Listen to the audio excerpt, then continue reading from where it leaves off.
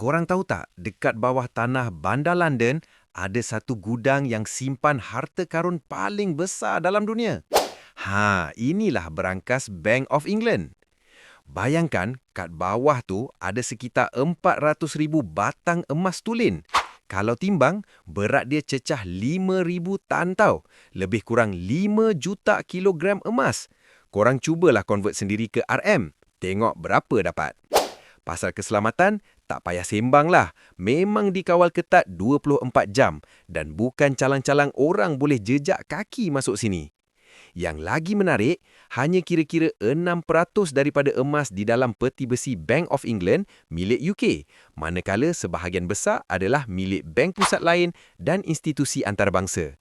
Tapi sebab apa dorang simpan kat sini? Sebab sistem keselamatan yang ditawarkan dan dorang percaya dengan kestabilan ekonomi England.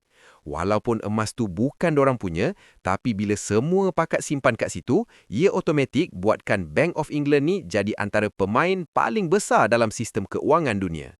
Follow dan like untuk lebih banyak info menarik.